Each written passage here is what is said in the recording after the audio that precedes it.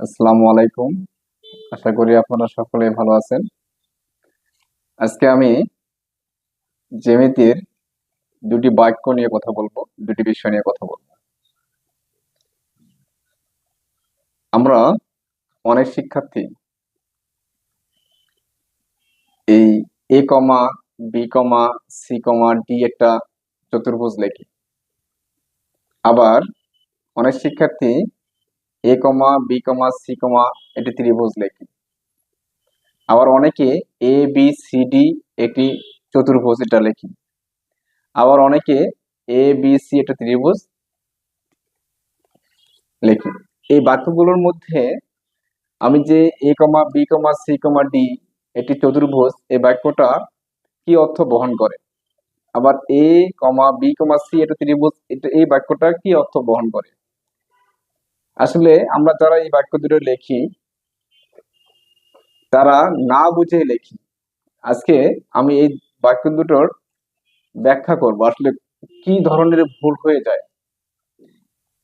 আমরা যদি এ কমা B comma c comma D এটি চতুর্ভুজ লেখি, তাহলে তার আকৃতি দাঁড়াবে চারটা খুঁটি চার জায়গায় স্থাপন করে রাখা যে অবস্থায় সেরকম। অর্থাৎ এখানে চারটা শীর্ষবিন্দুকে বোঝাবে। তাহলে তখন তাদের চিত্র দাঁড়াবে এই রকম। আবার ত্রিভুজের ক্ষেত্রেও সেম।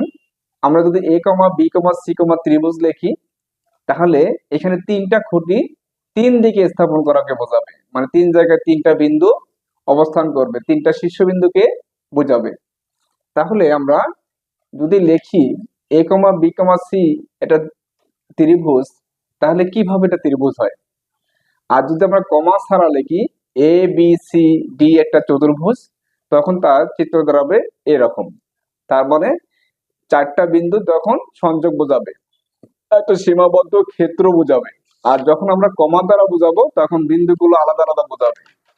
তাহলে যারা আমরা কমা দিয়ে লিখি, এটা কিন্তু সম্পূর্ণ ভুল হয়ে দাঁড়াবে। পরীক্ষায় কখনো এটা ব্যবহার করা যাবে না যে এ কমা B comma c comma D এটা চতুর্ভুজ আর এ কমা বি কমা সি একটা ত্রিভুজ। আশা করি আপনারা সকলে বুঝতে পারছেন যে আজকের এই বিষয়টা কি নিয়ে আলোচনা করা হলো। সকলকে আবারও ধন্যবাদ। আসসালামু আলাইকুম।